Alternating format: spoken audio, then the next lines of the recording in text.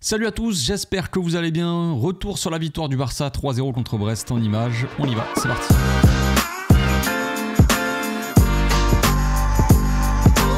Au passage, n'hésite pas à nous rejoindre si c'est pas encore fait et à partager la chaîne autour de toi, ça fera plaisir à tonton. On commence avec la passe map de l'équipe. Donc on voit la passe map du Barça à gauche de la première à la 69e minute et celle de Brest de la première à la 60e minute. Donc à partir des premiers changements des deux équipes, en gros, on voit une structure assez logique, on va dire, de la part du Barça, une structure assez bizarre de la part de Brest. Mais Brest a passé son temps à défendre, tout ça, et à essayer de jouer potentiellement les contre-attaques, en tout cas de jouer long. Donc c'est pas vraiment étonnant. Mais on va se concentrer sur le Barça donc, avec une structure ici, avec deux défenseurs centraux qui font beaucoup de passes. C'est ceux qui ont fait le plus de passes. 116 passes, on a là juste en dessous, 116 passes pour Martinez, 115 pour Cubarsí. Casado derrière et Pedri, 93 passes chacun. Et ensuite derrière, Martin et Koundé. Bref, on va pas tous les faire, mais voilà, vous voyez que plus le trait est gros, plus il y a une connexion entre les deux joueurs, donc une grosse connexion entre Íñigo Martínez et Gérard Martin, qui ont échangé beaucoup de passes, mais sinon, évidemment, toutes les actions, on va dire, partaient des défenseurs centraux. On essayait de contourner un petit peu ce bloc de Brest qui jouait en 4, même si là ça se voit pas sur la structure, mais ils essayaient de jouer en 4-5-1 ou 4-1-4-1, on va dire. Beaucoup de densité dans l'axe, hein. Un seul attaquant devant à Jorque, je crois, qui essayait de toucher les ballons de la tête, tout ça, essayer de presser. Donc on n'avait pas besoin d'être à 3 derrière, pas besoin d'un Koundé trop bas non plus pour ressortir le ballon, parce que il n'y avait qu'un seul attaquant qui pressait, donc on avait la supériorité rien qu'avec Íñigo Martínez et Cubarsí.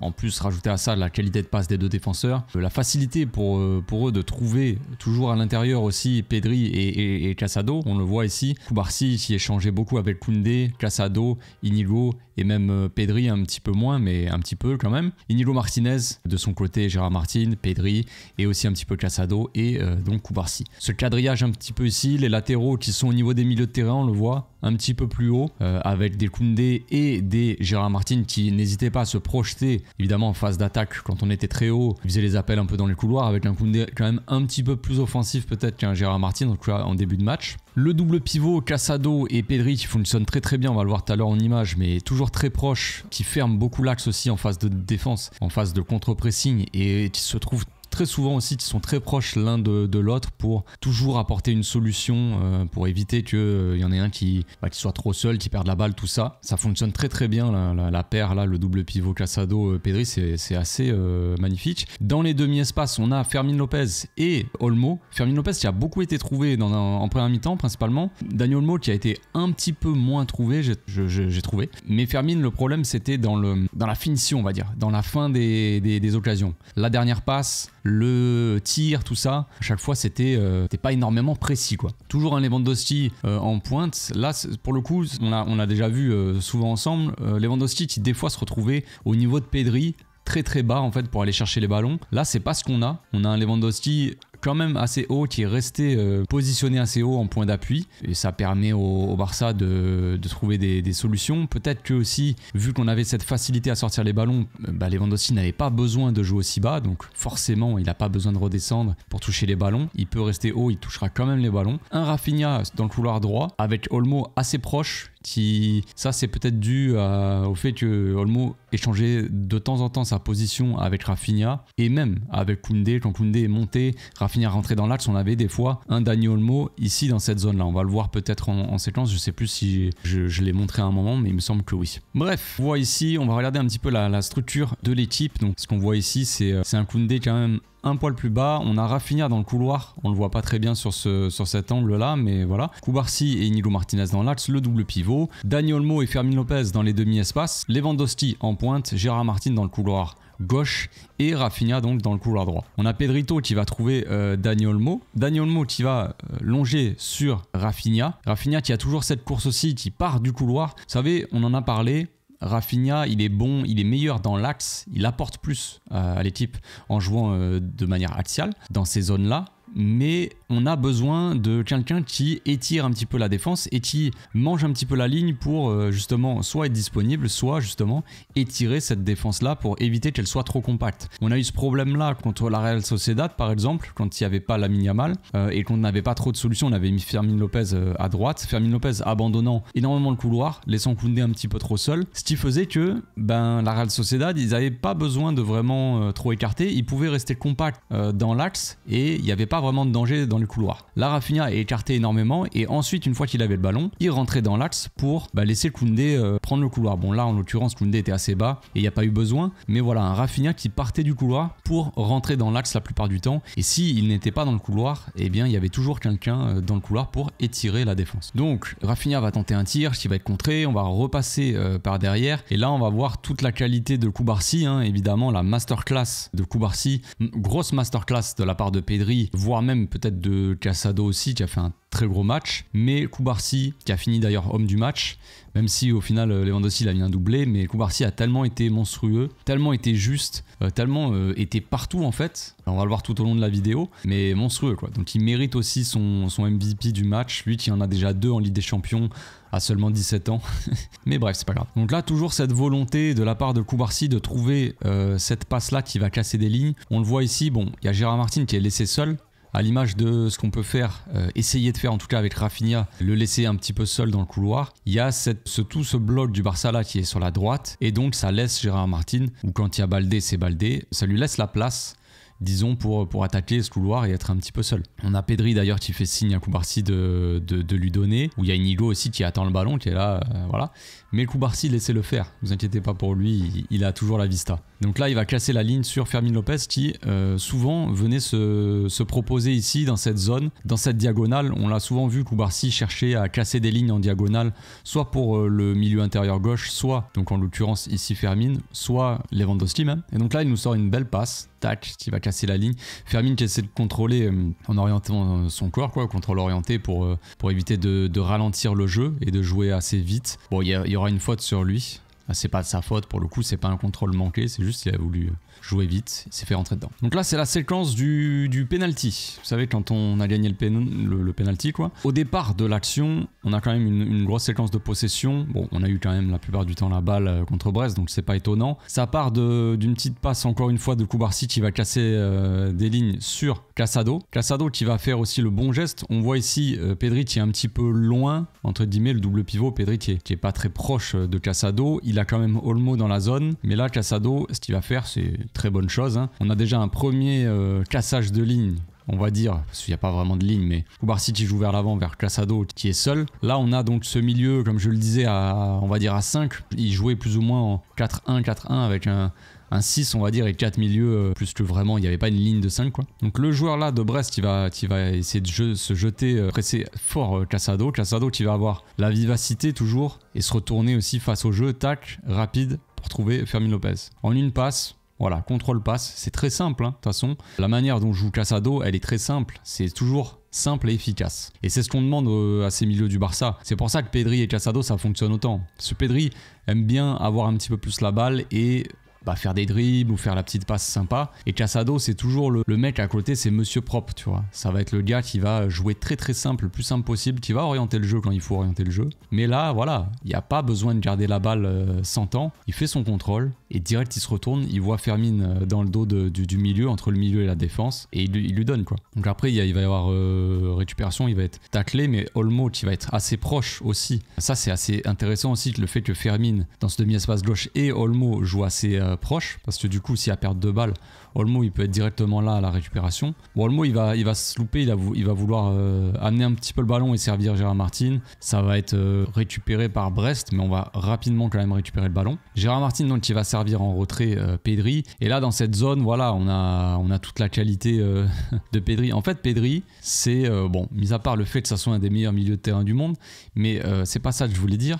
C'est que Pedri est très très utile à la base du jeu pour construire, parce que c'est un des meilleurs dans ce domaine. Mais Pedri, ce qui est aussi assez sympathique, c'est qu'il a besoin aussi de jouer haut dans ces zones-là, à l'entrée de la surface, pour faire la petite passe qui va bien, parce qu'il a cette qualité technique, cette qualité de passe aussi pour faire énormément de différence. Il l'a déjà fait plusieurs fois. Cette passe-là, cette petite balle piquée au-dessus de la défense, il l'a déjà tenté plusieurs fois. Donc un Pedri à la base pour construire, oui. Un Pedri quand on est beaucoup plus haut, quand le bloc est haut et qu'il se retrouve ici dans cette zone-là, pas loin on va dire de la surface, c'est aussi magnifique quoi, tout simplement. Donc il y a la petite balle piquée de Pedri pour Lewandowski, elle est magnifique. Lewandowski, je pensais qu'il allait mettre la tête, je pense que le gardien pensait qu'il allait mettre la tête aussi. C'est pour ça qu'il est sorti comme ça. Il est rentré dans Lewandowski, ça fait penalty, ça fait but, ça fait 100 buts pour Lewandowski en Ligue des Champions, c'est magnifique. Petite séquence pour parler un petit peu du positionnement de Rafinha, comme on l'a dit tout à l'heure, donc un Rafinha ici derrière ce magnifique visuel de Barcelone-Brest avec le score. On voit Rafinha qui est collé à la ligne comme on le disait, mais un Rafinha qui va, une fois qu'il a le ballon, rentrer un petit peu dans l'axe, enfin même largement dans l'axe parce qu'il va se retrouver ici, il va se retrouver là vraiment très axial. Mais au départ de l'action donc, un petit Casado qui va servir aussi de Koundé là. Koundé, le fait qu'il soit assez bas, bah ça attire, ça va écarter un petit peu cet ailier là, ce qui va permettre à Casado, hop, de casser une ligne pour Rafinha qui vient se proposer, évidemment, qui va pas rester collé à la ligne bêtement, il vient se proposer justement, proposer une solution entre les deux joueurs. Rafinha donc qui va prendre le ballon et aller plein axe ici, et il va trouver la belle passe, encore une fois la même passe que Casado pour lui, eh ben, il va faire la même passe pour Fermin Lopez qui, pour le coup, n'était pas forcément rentré dans l'axe parce que Gérard Martin était plus bas. Ça aussi, c'est l'animation qui est comme ça, à l'image de ce que fait Rafinha avec Koundé. Quand les latéraux sont assez bas, eh ben, les ailiers, qui sont Fermin et Rafinha, ils sont un petit peu plus écartés. Alors là, il colle pas totalement la ligne, mais il n'est pas non plus dans l'axe là où il est d'habitude, ici dans cette zone, Fermin Lopez. Là, il est un petit peu plus loin pour attendre, voilà, de écarter aussi cette défense, ce bloc de Brest, et voilà, attendre un petit peu la passe, la solution. Une fois que Gérard Martin monte, bah lui, il va rentrer dans l'axe évidemment. Fin de l'action, Fermin, donc il va rentrer dans l'axe pour frapper. Bon, ça frappe, je sais pas si je dois la mettre, parce que quand même, elle part carrément en touche, quoi. C'est assez fou de se dire ça.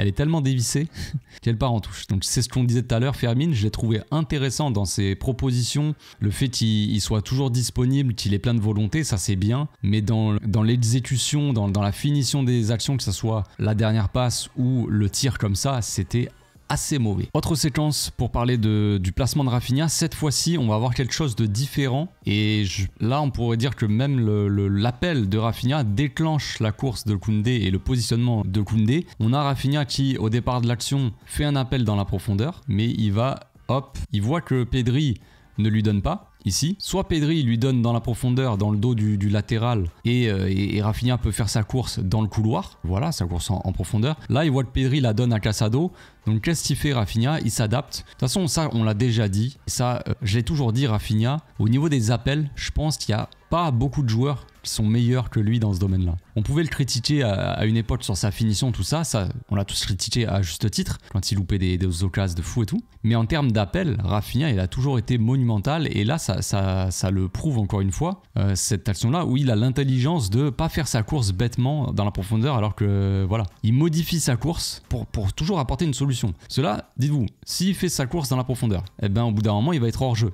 Et du coup, on ne pourra plus le servir. Et du coup, ça fera une solution en moins. Là, qu'est-ce qu'il fait? Il s'adapte. Il voit que Pedri la donne à Casado court. Casado, il a le temps de recevoir. Qu'est-ce qu'il fait Rafinha? Il modifie sa course et il part dans l'axe, ici à l'intérieur. Qu'est-ce qu'il fait? Il libère le couloir pour Koundé qui va pouvoir recevoir le ballon tranquillement. Casado qui sert Koundé une fois Koundé a pris le couloir et que Rafinha a pris l'axe. Là, on a carrément Rafinha qui est en pointe et Dani Olmo qui va pouvoir se projeter ici dans le demi-espace, dans sa zone à lui, et un Koundé donc couloir. Donc ça, c'est intéressant. Vous voyez l'appel de Rafinha, à quel point il est utile et à quel point l'animation elle est assez fluide.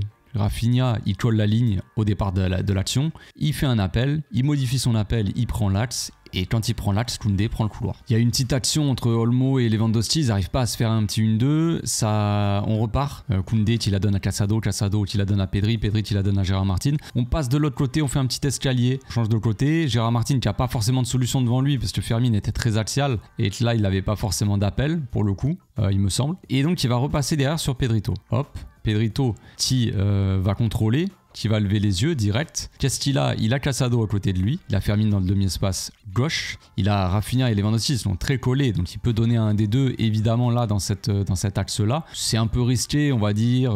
Enfin, c'est risqué. Ça aurait pu être une passe intéressante, mais après, les joueurs sont un peu bloqués. On va dire, il y a beaucoup de joueurs, ils peuvent se faire encercler rapidement. Il y a 2 défenseurs centraux. Il y a les 2 milieux là. Si Pedri fait la passe, ils vont se retourner et enfermer là, cette zone-là. Dani Olmo qui vient se proposer aussi. Donc Pedri, qu'est-ce qu'il fait? Il y avait toujours Koundé dans le couloir. Donc il écarte pour Koundé qui est complètement seul, qui s'est fait oublier, on va dire. Et Koundé qui va essayer de centrer là, ici, pour Rafinha qui fait son appel. Encore une fois, Rafinha, départ de l'action, qui fait un appel. C'est une machine à appel. C'est une boîte à appel de balle, Rafinha. C'est pas compliqué. Donc Koundé en une touche qui va essayer de centrer. La balle, elle est contrée. Il n'y aura pas de corner, c'est pas grave. Autre chose qui a été assez intéressant hier, c'est le contre-pressing à la perte de balle et les récupérations haute sur le terrain. C'est ce qu'on avait perdu dans les derniers matchs. C'est pour ça aussi que le Barça était un petit peu moins bon, un petit peu moins dominant. C'est pour ça que les adversaires ont eu plus d'occasions aussi dans le dos de la défense. Donc là, qu'est-ce qu'on a? On a Inigo qui va essayer de jouer long sur Dani Olmo. Et qu'est-ce qu'on a aussi? On va voir la réaction de Pedri et de Casado. Donc au départ de l'action, on a Inigo qui a la balle ici. Pedri qui fait cette petite course vers l'avant pour libérer aussi l'espace un petit peu devant lui pour que le défenseur puisse avancer. Casado ici toujours à son poste de pivot comme point d'appui, tour de contrôle on va dire au milieu de terrain. Inigo qui va essayer de jouer long donc. Et là on voit que la passe elle va être interceptée. Olmo, sa course là, il la freine. Il sait qu'il va perdre la balle. Il sait que le latéral est bien placé face au ballon, assez puissant. Il aura le ballon de la tête, il n'y a pas de problème. On voit ici, là, on voit 2 joueurs potentiels qui peuvent récupérer la balle. Et donc, potentiellement jouer une contre-attaque et être dangereux. Donc on va voir la réaction des joueurs. On va avancer. Ici on voit Koundé qui fait déjà sa course, qui a lu. Casado et Pedri aussi, les deux. C'est pour ça que le double pivot fonctionne aussi bien aussi. C'est que les deux sont toujours très réactifs et viennent fermer très rapidement l'axe. Donc on voit déjà que le joueur il va la prendre. On voit qu'Olmo il est trop court. Olmo il fait sa course aussi vers l'arrière pour potentiellement venir presser le joueur qui va avoir la balle. Koundé qui fait sa course vers l'intérieur aussi pour enfermer l'ailier de Brest. Et comme je l'ai dit, Pedri et Casado qui font leur course ici. Donc la balle, hop, Pedri, Casado, Koundé, Olmo qui est derrière. Là, en 1 millième de seconde, on va dire, lui,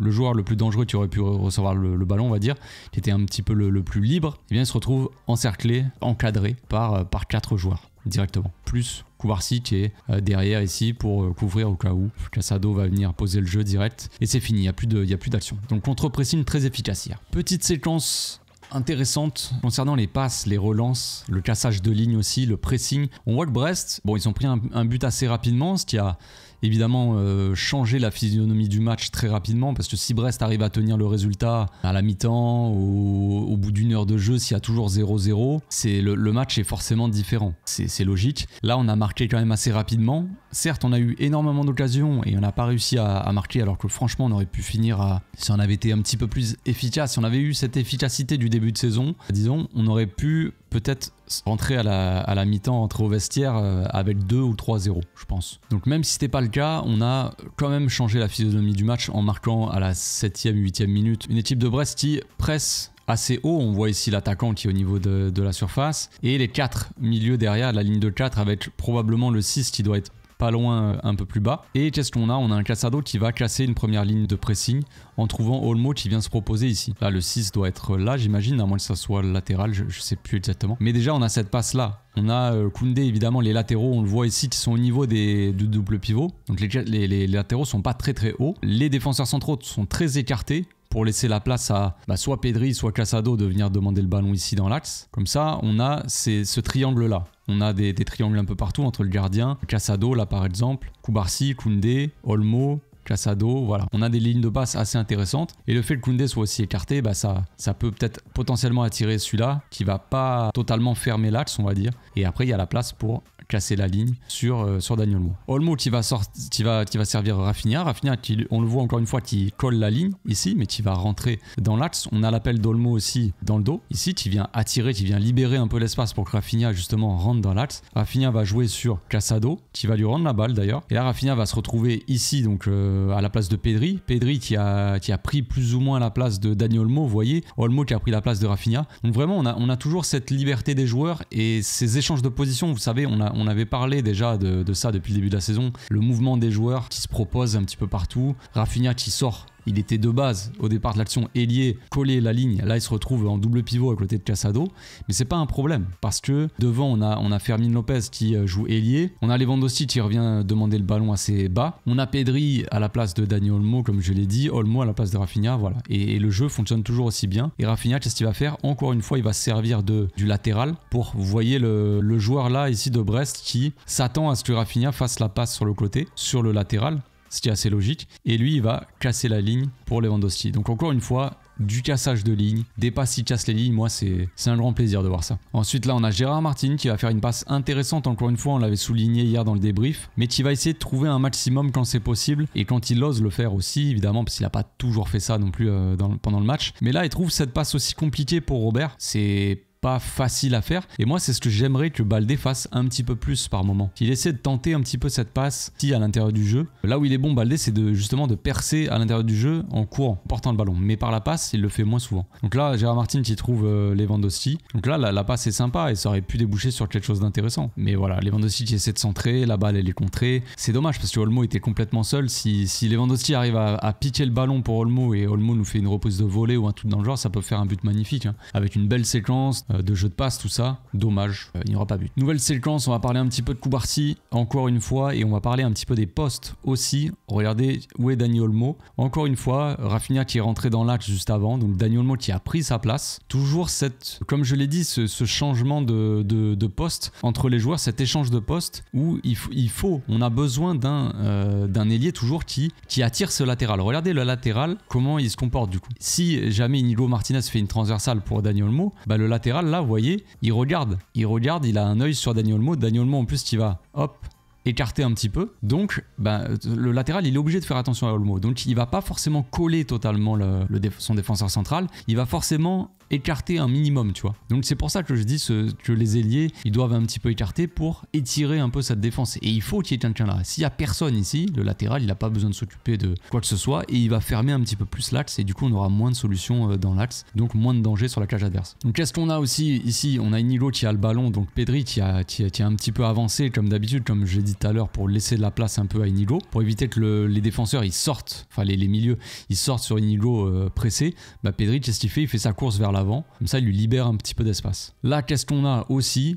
Comme on l'a dit tout à l'heure, on a Gérard Martin qui est seul aussi. Encore une fois, pourquoi il est seul? Eh bien parce que Pedri aussi il est là. Pedri qui rentre à l'intérieur comme ça et qui attire cet ailier là, on va dire entre guillemets, qui l'attire, hein. Du coup l'ailier est pas trop bas parce qu'il se dit on va fermer la passe pour Pedri en gros. Et Fermin aussi, le fait d'être ailier qui rentre à l'intérieur du jeu comme peut le faire Rafinha habituellement à ce poste, eh bien il fait ses appels dans l'axe, hop. Vous voyez l'appel de Fermin, il déclenche son appel, le latéral est obligé de suivre. Parce qu'on a déjà le défenseur central qui est sur Lewandowski. Donc qu'est-ce que va faire Koubarsi? Il va se servir de ses appels dans l'axe pour essayer d'envoyer sur Gérard Martin qui du coup est libre. Ça c'est magnifique, tout simplement. C'est du jeu sans ballon de la part de beaucoup de joueurs qui libèrent les coéquipiers, la vista de Koubarsi. Gérard Martin qui prend le couloir, tout ça, c'est magnifique.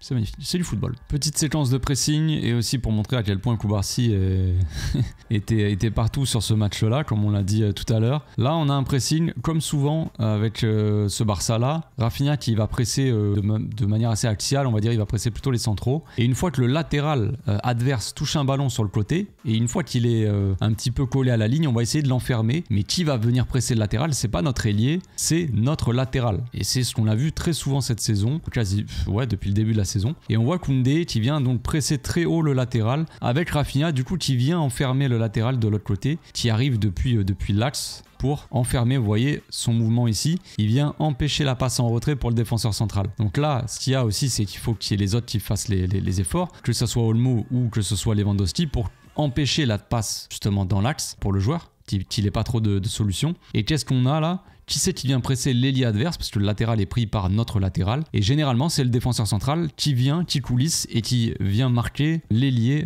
adverse. Et c'est ce qui va se passer ici avec donc l'ailier qui va toucher le ballon, Koubarsi qui va venir très très proche de lui déjà, collé serré, on va danser un petit peu le zouk, et voilà, il lui laisse aucun espace pour se retourner en fait, tout simplement. Et c'est ce qu'il faut faire, il faut être agressif, coller le joueur, éviter un maximum qu'il prenne de la vitesse, qui se retourne, on va dire, face au jeu. Donc là, il y a cette agressivité de Koubarsi, c'est énorme. Moi, je trouve qu'il a des moves de joueurs qui sont très expérimentés, quoi. il a ce petit vice en plus. Il va arriver vers le joueur, il va le pousser, il va vraiment être agressif, alors qu'on pourrait dire que Koubarsi, quand on voit son visage, il a un visage très gentil. On dirait un petit enfant, tu vois, il a l'air très sage, tout ça. Mais sur le terrain, il envoie du pâté quand même. Il est quand même assez agressif. Il pousse à chaque fois le joueur. Souvent, ce qu'on voit aussi, essayez de faire attention dans les prochains matchs, vous allez voir. Koubarsi, des fois, quand il y a l'attaquant, j'ai vu ça contre le Celta Vigo, je crois. Quand il y a l'attaquant adverse, il va faire un appel ou quoi dans la surface, il va être un peu seul. Koubarsi, il va courir et va lui rentrer dedans. Il va lui mettre un gros coup d'épaule pour lui dire je suis là. Alors que l'autre, il joue pas le ballon. Il y a pas de passe qui arrive sur lui. Hein. Juste, il fait une petite course pour essayer de se rendre disponible. Koubarsi va lui rentrer dedans. Et ça, je trouve ça énorme. Qu'il ait cette expérience-là, on va dire, à un âge 17 ans, je trouve ça fou. Donc, qu'est-ce qui va se passer? Koubarsi va monter jusqu'à là. Regardez son positionnement à Koubarsi. Et il y a cette volonté de presser, d'être agressif et de presser ultra haut. On a Koubarsi qui est là quand même. Donc il va finir par récupérer la balle. Malheureusement, on va la perdre. Là, il va essayer de... du coup, il va jouer le ballon parce qu'il va essayer de la récupérer et d'avancer un petit peu. On va voir que bon, voilà, c'est pas un ailier non plus, le Koubarsi. Donc il va se faire chipper le ballon par le joueur de Brest. Mais après, derrière, il va aller faire la petite faute, justement, à l'expérience, encore une fois. La petite faute intelligente, entre guillemets, parce que lui, il est sorti de sa défense. Il se dit peut-être ça va être dangereux. Donc qu'est-ce que je fais? Je vais faire la petite faute intelligente pour couper l'action. Il n'y a pas de contre-attaque, il n'y a rien. Et puis on va pouvoir se replacer tranquillement. Donc ça, c'est toujours assez étonnant de voir ça de la part d'un jeune de 17 ans, mais je sais pas. Je suis un peu mitigé entre le truc de ça m'étonne plus du tout de la part de Koubarsi et je trouve ça quand même toujours étonnant qu'il fasse ce genre de truc. Encore une fois, Koubarsi, je vous avais dit qu'on parlerait beaucoup de Koubarsi. Encore une fois, il va casser des lignes. Là, la solution la plus simple serait potentiellement de la donner à Koundé, je dirais, la moins risquée. Après, il y a la passe pour Olmo aussi qui peut être sympa. Et justement, Koubarsi va se servir de ça. Et encore une fois, Dani Olmo, le fait de redescendre assez bas comme ça, d'être dans les demi-espaces, parce que Olmo, c'est un joueur offensif. Donc, dans la zone offensive, enfin, en phase offensive, il va jouer très très haut, proche de Lewandowski, tout ça. Mais quand on va sortir le ballon, il va venir se proposer. Il va être toujours dans ce petit couloir-là, pas trop bas pour pas marcher sur Casado. Mais ici, on voit que Casado est très axial. Pedri un petit peu plus loin. Donc Olmo, il vient dans ce demi-espace ici, assez bas, se proposer. On voit la course des joueurs de Brest ici, derrière et devant Olmo, qui se déplacent pour fermer justement cette passe, parce que c'est la passe évidente. Et Koubarsi, qu'est-ce qu'il fait du coup? Il se sert de ça, de l'appel d'Olmo et de la course des joueurs de Brest pour trouver Fermin Lopez ici, quoi. Donc là, tu casses, on va dire, 2 lignes de pressing, même si la première ligne, bon, c'est juste un attaquant. Regardez la distance. Et la distance, la passe, quoi. À quel point ça casse tout le pressing d'une équipe, quoi. Et c'est en ça aussi que Koubarsi, il est très très très très fort. Derrière, Fermin qui touche le ballon. En une touche, je crois qu'il la remet sur Casado directement. Casado qui avait fait la course pour se rapprocher de Fermin. Et justement, vu que Fermin est pressé, marqué de près dans son dos, il peut pas vraiment se retourner. Donc Fermin, en une touche, il la donne à Casado. Ça, c'est du jeu de position, encore une fois. On va chercher loin le joueur qui est derrière les lignes de pressing, qui va trouver en une touche le joueur face au jeu qui sera du coup libre. Là, c'est Fermin pour Casado. Casado qui voit du coup, encore une fois, vu que Fermin est redescendu assez bas pour demander le ballon, au milieu, il a attiré le latéral. Latéral qui est sorti de sa défense. On regarde ici, la zone, elle est laissée libre. Et Casado qui va jouer directement en une touche pour Gérard Martin. Bon, la passe est pas assez forte, on va dire. C'est du gauche, c'est comme ça. Il y avait un petit rebond, j'ai l'impression, avant. Donc la passe, elle est pas parfaite. Mais voilà, il y a cette volonté de jouer en une touche aussi, vers l'avant. Les déplacements des joueurs, toujours aussi intéressants. Les passes, c'est du beau football. Gérard Martin ensuite il va quand même réussir à contrôler et à faire la petite passe pour Fermin. Ça c'est intéressant. Il est pressé. Entre deux joueurs, il fait sa petite passe extérieure du pied gauche. Fermin qui peut se retourner et qui va servir Rafinha sur la droite. Encore une fois, regardez la course d'Olmo qui va attirer le latéral ici, ce qui va libérer Rafinha. Lewandowski toujours a attiré la défense évidemment à ce poste-là en attaque. Et regardez comme c'est beau ça. C'est beau, hein. C'est pas grand chose, mais c'est toute une animation, tout un système qui est bien huilé, qui fait que les défenseurs adverses ils peuvent pas faire grand chose. Alors certes ça n'apporte pas de but, mais des joueurs qui se déplacent beaucoup de mouvements qui attirent les joueurs adverses. Olmo, sa petite course ici pour demander la balle à Fermin, ça va attirer le latéral et Fermin joue bien le coup parce que du coup Rafinha est complètement libre et hop il va pouvoir avoir tout l'espace ici. Imaginez ce ballon pour Lamine Yamal. Au deuxième poteau on a Gérard Martin aussi qui fait l'appel, du coup vu que Fermin est à l'intérieur, Fermin évidemment qui donne le ballon et puis après qui fait son appel vers comme d'habitude qui attaque cette zone là. Dans cette zone entrée de surface on a Dani Olmo et Fermin Lopez. Au point de pénalty, on a Robert et second poteau. C'est pas Pavard, mais c'est Gérard Martin. Gérard Martin qui est pas loin d'ailleurs de reprendre la balle. Et ça aurait été incroyablement magique, non? Franchement, cette action-là, magnifique de passe, de construction, qui se finit par un centre de Rafinha pour une reprise de volée de Gérard Martin, en pleine lucarne là, à gauche là, ça aurait été incroyable. Bon, c'est un peu long, mais surtout le joueur, le défenseur de Brest qui défend bien. Bon là, on a une séquence très très longue que je vais pas pouvoir, je vais accélérer, hein, je vais le faire image par image, parce que ça dure presque 1 minute et je peux pas laisser la vidéo en lecture, normal quoi. C'est pour montrer un peu le mouvement des joueurs et le mouvement sans ballon, le déplacement qui libère encore une fois les couloirs pour Koundé en l'occurrence. Là on va voir à la fin de l'action Koundé qui va être complètement libre. Donc au départ de l'action, on a Koubarsi et Inigo qui sont bien derrière. Comme on l'a vu au début de la vidéo sur la passe map, vous savez, Gérard Martin et Koundé qui sont au niveau du milieu de terrain, du double pivot on va dire. Olmo qui est redescendu très bas, presque à la place de Koundé. Rafinha qui est très axial et Lewandowski toujours devant, qui vient fixer cette défense-là, cet axe-là pour les occuper, on va dire. Fermin dans le couloir qui va probablement rentrer dans l'axe. Donc première image, là on voit quand même que Olmo donc colle la ligne, mais il est au poste de Koundé. Koundé est au poste de Rafinha. Rafinha est ici au poste de Lewandowski limite, et Lewandowski est presque au poste de Dani Olmo, vous voyez. Mais un Rafinha qui a fait son appel dans la profondeur. Encore une fois le couloir, du coup de par l'appel de Rafinha, le couloir est laissé libre. Fermin qui est complètement seul. Donc on va quand même repasser derrière. Koubarsi qui va aller toucher Casado, qui cherche une solution, qui va revenir sur Dani Olmo, qui est encore une fois qui est libre parce que Brest est sorti défendre sur Koubarsi, tout ça. Et donc là, Dani Olmo à nouveau est libre. Donc Dani Olmo qui a pas trop de solutions, il pourrait servir Koundé, mais bon, on fait un petit peu tourner. On a ces séquences aussi là de possession. Éviter de balancer trop vite le ballon comme on a fait récemment. Dani Olmo qui va trouver Pedri et Pedri qui va se retourner, on va voir Rafinha qui va faire quelque chose de sympathique aussi. Au lieu de rester dans la même zone, il va se déplacer dans les zones ici. Vous voyez là, il n'y a personne dans la zone derrière, entre le milieu et la défense, il n'y a personne dans cette zone. Donc c'est vraiment l'endroit où il faut aller justement pour proposer soit une solution, soit faire reculer le milieu de Brest. Et on va voir que ce joueur-là, il va être attiré par Rafinha et donc ça va libérer Olmo. Donc toujours des mouvements des coéquipiers pour libérer les autres coéquipiers quoi, tout simplement, et proposer des solutions et offrir des solutions partout quoi. Donc j'ai avancé un petit peu, on a fait un petit peu tourner sur la droite, du coup c'est un petit peu fermé. Qu'est-ce qu'on fait? Eh bien on va vers la gauche. Rafinha qui se propose énormément, hein. Rafinha qui est pas trop égoïste quand il s'agit de courir et de se déplacer et de proposer des solutions à ses coéquipiers. Donc là, il était là au départ de l'action. Il se retrouve ici, demi-espace gauche, dans la zone un petit peu de Fermin, on va dire. Inigo qui donne la balle à Rafinha, et Rafinha qui se retrouve ici, assez libre dans cette zone-là. Et surtout, Dani Olmo qui fait son appel, encore une fois, à l'image de ce qu'on avait tout à l'heure avec Fermin, qui faisait son appel, qui a tiré le latéral pour libérer Gérard Martin. Là, Gérard Martin qui fait son appel aussi d'ailleurs. Mais Olmo qui fait son appel plein axe, qui attire le latéral, qui attire un petit peu toute cette zone-là là, de joueurs. Et regardez Koundé qui est complètement seul. Du coup Rafinha, hop, il peut ouvrir sur Koundé qui a énormément de temps et d'espace pour avancer et pour jouer. Donc toujours ces déplacements des joueurs intelligents, toujours dans les bonnes zones pour se proposer, tout ça, pour libérer. Et au final, si le Barça est patient et si on fait un petit peu tourner, eh bien on arrive à trouver des solutions comme ça. Plutôt que de balancer trop vite comme on l'a fait dans les derniers matchs, on fait un petit peu tourner, on passe de gauche à droite et au bout d'un moment,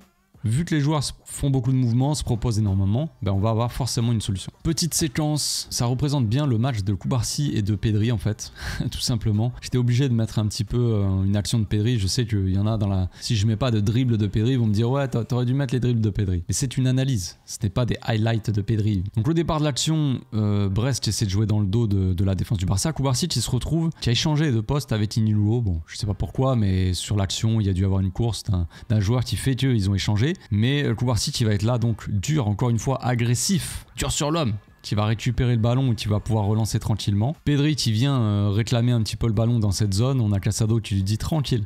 Il lui fait signe, là, les mains levées. Tranquille, t'as le temps. Donc Pedri qui va avancer un petit peu. Et là, il y a toute la magie de Pedri. Et aussi, ça représente bien à quel point Pedri, il est injouable. En fait, tu peux pas lui prendre la balle. Sauf si tu fais une faute sur lui, évidemment. Mais c'est toute la qualité technique de Pedri qui va avoir les yeux derrière la tête aussi. Il voit que le joueur là vient le fermer. Il a vu derrière aussi qu'il y avait l'attaquant qui arrivait. Donc il va se tourner. Hop. faire un petit tour sur lui-même. Évidemment, l'attaquant qui est assez lourd, qui est assez physique, mais du coup qui est un petit peu lent, il essaie de le gêner, tout ça, en lui l'attrapant l'épaule. On a l'ailier je pense que c'est l'ailier de Brest, qui va essayer de venir presser Pedri. Mais Pedri, il va... hop. Et après, qu'est-ce qu'il va faire? Pedri, il va faire un petit geste, encore une fois, un double tourniquet pour Pedri, qui nous rappelle un petit peu Xavi Prime, j'ai envie de dire, quand il faisait des tours un petit peu sur lui-même juste pour éliminer les joueurs qui se faisaient un petit peu avoir par ce tourniquet. Donc le premier tour de Pedri sur lui-même, là l'attaquant qui sait plus où il est, et l'autre joueur qui arrive pour presser Pedri, qui va faire ce petit dribble. Et voilà, il va l'envoyer par terre et à shooter dans la balle, voilà. Voilà ce que provoque Pedri chez les adversaires. De l'énervement, de la frustration, mais c'est comme ça. Quand t'as un magicien qui a le ballon, très difficile de lui prendre. On va voir les deux dernières séquences et donc les deux derniers buts du Barça. Donc au départ de l'action, Pedri, ici là, vous voyez, qui est en train de récupérer le ballon en faisant un petit geste acrobatique magnifique, un petit contrôle, hop, voilà. Encore en démonstration, mais donc la défense de Brest qui a dégagé le ballon. Pedri qui va récupérer, regardez le ballon, il est à 2 doigts de sortir, mais c'est ça aussi la magie de Pedri, c'est même quand tu penses qu'il va perdre le ballon, eh bien qu'est-ce qu'il fait? Il te met un petit pont quoi.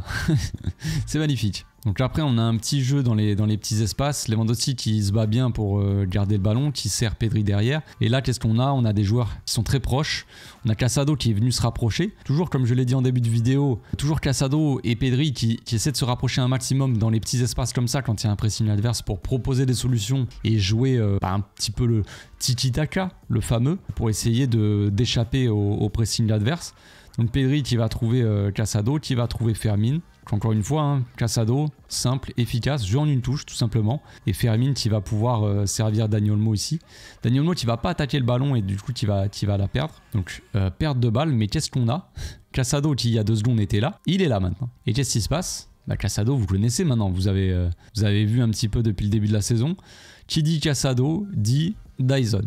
Aspirateur de ballon, il est là, récupération, hop, et c'est parti. Donc il galère un petit peu à se relever, il glisse un petit peu, le joueur qui le fait qui le presse un petit peu, qui est un petit peu agressif. Quand même Pedri aussi, encore une fois, toujours la paire Casado-Pedri qui referme aussi, comme je disais tout à l'heure au début, quand je montrais le contre-pressing, qui resserre dans l'axe un maximum pour fermer cet axe-là et toujours là à la récupération bien placée. Donc Casado qui perd la balle, il a du mal à se relever, du mal à sortir de ce pressing-là, c'est agressif, il est entouré de 3 joueurs, il perd la balle, mais derrière, Pedrito est là, hop, pour sécuriser la balle et jouer derrière. Donc ça c'était vraiment au début de l'action. Début de l'action du deuxième but, ça part de là. Je voulais aussi mettre en lumière le double pivot au départ de l'action qui est là pour récupérer les ballons et sécuriser, et après le Barça peut à nouveau construire et attaquer. Donc on a fait tourner, on n'a pas réussi à trouver des solutions sur la droite. Casado qui retourne derrière sur Inigo Martinez, et Inigo Martinez qui va pouvoir servir Gérard Martin, qui encore une fois a été laissé libre de marquage parce que toujours pareil, l'ailier ne défendait pas énormément sur Gérard Martin. Peut-être qu'ils se sont dit voilà, il n'y a pas besoin de défendre sur lui parce qu'il n'est pas très bon. Peut-être qu'ils se sont dit ça. Et Fermin Lopez toujours axial pour attirer ce latéral et justement laisser de l'espace à Gérard Martin. Gérard Martin qui pourrait tenter un centre, il aurait pu tenter la passe ici dans la zone pour Fermin. Mais justement il se sert des appels de Fermin Lopez, ici premier poteau, et Lewandowski point de penalty, et même Rafinha qui fait l'appel au second poteau, fait son appel en profondeur quoi. Et on a Olmo toujours à l'entrée de la surface. Encore une fois Dani Olmo qui est un poison à l'entrée de la surface, on l'a déjà dit, on l'a déjà répété, mais quand les joueurs là font l'appel et que lui fait son petit appel en retrait à l'entrée de la surface, c'est un danger constant pour les défenses adverses. Donc Gérard Martin qui lui fait la bonne passe. Ce que je faisais aussi remarquer dans le débrief d'hier à chaud, c'est que Gérard Martin souvent il tente ces petites passes qui sont intéressantes. Je faisais un peu le parallèle avec Jordi Alba, alors évidemment c'est assez drôle quand on peut pas comparer Jordi Alba à Gérard Martin, mais ce genre de passe là, Gérard Alba, il le faisait souvent pour Messi. Donc là c'est plus Messi et c'est plus Jordi Alba, certes. J'aimerais bien que Baldé fasse plus souvent cette passe là. Au lieu de tenter un centre en l'air ou toujours devant la cage, et bien des fois il faut servir aussi des appels pour servir en retrait. Il y a tout le temps un joueur. Dani Olmo surtout dans cette position, mais des fois il y a Rafinha, des fois il peut y avoir Fermin, il peut y avoir même Pedri par moment. Il y a toujours un joueur qui vient derrière ceux qui font les premiers appels des premières lignes là devant.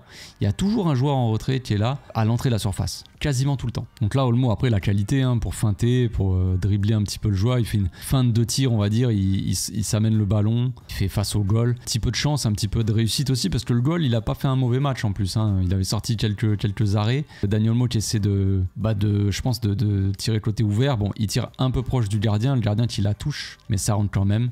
Ça fait 2-0. Magnifique. Action magnifique. Et on finit avec le troisième but qui n'est pas spécialement magnifique dans sa construction, mais qui est magnifique dans son agressivité, dans la personnalité, ce qu'on a mis sur le terrain. On joue, regardez bien le chrono, on joue la 92e minute, il reste 1 minute, le Barça gagne 2-0, et c'est ce que on critiquait dernièrement, et ce que critiquait même le coach, Hansi Flick, qui disait ce n'est pas normal d'arriver en fin de match et de se relâcher et d'arrêter de presser, tout ça. Non, la volonté du coach et de normalement l'équipe, ça devrait être de presser de la première à la dernière seconde du match, tout simplement. Et c'est ce qu'on va avoir ici contre Brest avec un magnifique Pablo Torre qu'on va mettre en lumière pour le coup sur cette séquence. Même un petit Baldé aussi qui avait attaqué. Bon, je crois qu'il perd la balle et...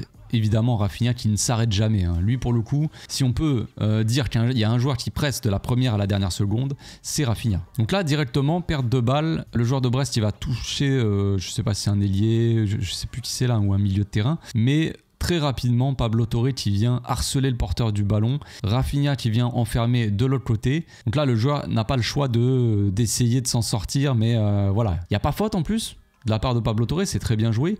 Il est très agressif, mais... sans vraiment faire de faute. Donc là, il y a le joueur qui va essayer de s'en sortir encore une fois. Il y a Pablo Torre qui va venir contrer le ballon. Et Rafinha derrière va pouvoir le récupérer et faire la passe en retrait pour Baldé.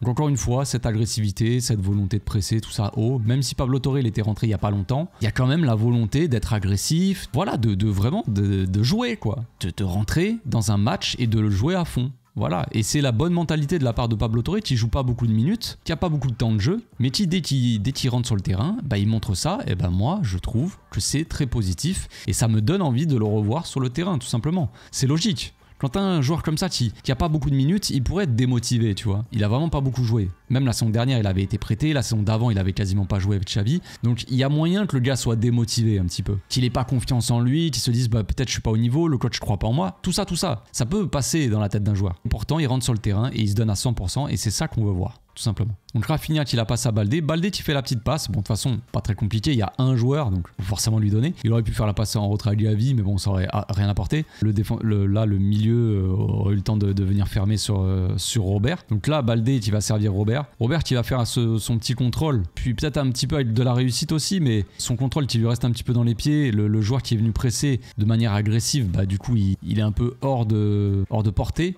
Il est trop parti, il a trop mis de force dans son pressing, je sais pas. Mais du coup, Robert qui va ouvrir son pied tout simplement, ou hop, tranquille. Franchement, un Robert Lewandowski, grande classe, j'ai envie de dire. Un Robert retrouvé, un Robert qui claque un doublé, un Robert qui met 7 buts en 5 matchs de Ligue des Champions, un Robert qui a 101 buts en Ligue des Champions aussi et qui rentre dans le top 3 des meilleurs buteurs de la compétition. El Grande des Robert, c'est tout ce qu'on peut dire de Robert, et un Robert qui fait plaisir évidemment. Voilà, j'espère que mon analyse vous a fait plaisir. On se retrouve demain pour la FAQ. J'avais posté une story sur Instagram, une boîte à questions. Donc on se retrouve demain. Bonne soirée à tous. Ciao.